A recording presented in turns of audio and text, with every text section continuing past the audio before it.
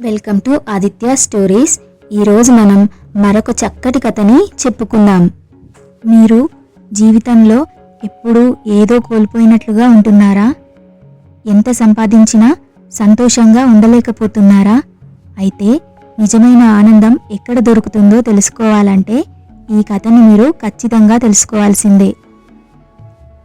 పూర్వం ఒక రాజు ఉండేవాడు. అతని రాజ్యంలో అన్నీ ఉన్నాయి. సంపద, ఆభరణాలు, సేవకులు, విలాసవంతమైన జీవితం, ఇలా అన్నీ ఉన్నాయి. రాజుగారు ఏది కోరుకున్నా క్షణాల్లో తన ముందు ఉంటుంది. అసలు కష్టమంటే ఏంటో కూడా తనకి తెలియదు. ఇన్ని ఉన్నా కూడా ఆ రాజు ఎప్పుడూ అసంతృప్తిగా, ఆందోళనగా, ఏదో వెలితిగా ఉండేవాడు. అన్నీ ఉన్నా కూడా ఇంకా లోటుగానే ఫీల్ అయ్యేవాడు. చాలా రోజుల పాటు ఈ విషయంలో బాధపడిన ఆ రాజు ఒకరోజు మంత్రిని పిలిచి తన బాధను వివరించాడు. నా దగ్గర అన్నీ ఉన్నాయి, అయినా నేను సంతోషంగా లేను. ఎందుకు? నాకు నిజమైన ఆనందం ఎక్కడ దొరుకుతుంది అని అడిగాడు. ఆ ప్రశ్నకు మంత్రిగారు కాసేపు ఆలోచించి ఒక పరిష్కారాన్ని చెప్తాడు. రాజ్యంలో అత్యంత సంతోషంగా ఉన్న మనిషి ఎవరో కనుక్కొని అతని చొక్కా మీరు ధరిస్తే చాలు, క్షణాల్లో మీకు కూడా సంతోషం కలుగుతుంది అని మంత్రి చెప్తాడు. ఆ మాట వినగానే రాజుగారు తన సైనికులను పిలిచి రాజ్యంలో అత్యంత సంతోషంగా ఉన్న మనిషిని కనుక్కొని అతని షర్టుని తీసుకురండి అని ఆదేశిస్తాడు. వెంటనే సైనికులు రాజ్యంలోని చాలా మందిని కలుస్తారు. రాజ్యంలోని ప్రజలందరినీ అడుగుతూ ఉంటారు. రోజులు గడుస్తున్నాయి, కానీ సంతోషకరమైన వ్యక్తిని మాత్రం కనుక్కోలేకపోయారు. ధనవంతులు, రైతులు, ఉద్యోగులు, కళాకారులు, పండితులు, ఇలా ఎవరిని కలిసినా ప్రయోజనం లేదు.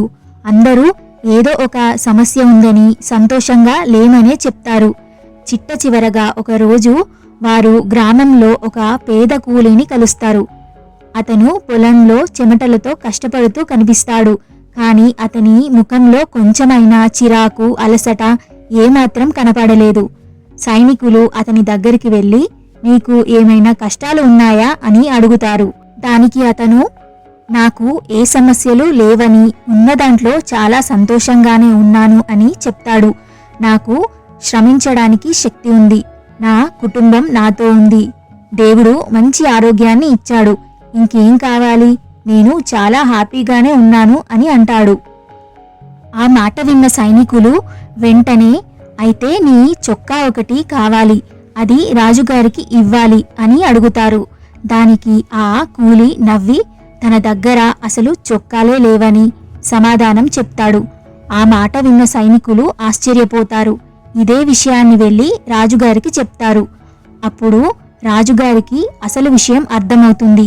నిజమైన ఆనందం ధనం, వస్తువులలో ఉండదని, అది మన మనసులోనే ఉంటుందని, మనకు ఉన్నదాన్ని ప్రేమించగలిగితే, కృతజ్ఞతతో జీవిస్తే అదే నిజమైన సంతోషం అని గ్రహిస్తాడు. నిజమైన సంతోషం మనకు బయట దొరకదు, అది మన లోపలే ఉంటుంది. నిజమైన ఆనందం అంటే మన దగ్గర ఉన్న దానితో కృతజ్ఞతతో జీవించడం, ప్రేమించడం, చేతనైతే ఇతరులను సంతోషపెట్టడం. మనిషి జీవితమంతా సంతోషాన్ని వెతుకుతూనే ఉంటాడు, కానీ అది తన దగ్గరే ఉందని మాత్రం గ్రహించడు. ఉన్నదాన్ని వదిలేసి లేని దానిపై మనసు పెట్టినప్పుడే అసంతృప్తి మొదలవుతుంది. డబ్బు, సౌకర్యాలు అవసరమే, కానీ అవే జీవితం మాత్రం కాదు. ఎంత సంపాదించినా తృప్తి లేకపోతే ఆ సంపాదన మనకు బరువుగా మారుతుంది తప్ప అసలైన మనశ్శాంతిని మాత్రం ఇవ్వదు. అన్నీ కావాలని పరిగెత్తేవాడు అలసిపోతాడు, కానీ ఉన్నదాన్ని అర్థం చేసుకున్నవాడే ప్రశాంతంగా జీవించగలడు. మరిన్ని మోటివేషనల్ వీడియోస్ కోసం మన ఛానల్ని చూస్తూనే ఉండండి. ఈ వీడియో మీకు నచ్చినట్లయితే లైక్ చేయండి, షేర్ చేయండి. మరిన్ని మంచి మంచి కథల కోసం మన ఛానల్ ఆదిత్య స్టోరీస్ని సబ్స్క్రైబ్ చేసుకోండి. Thanks for watching.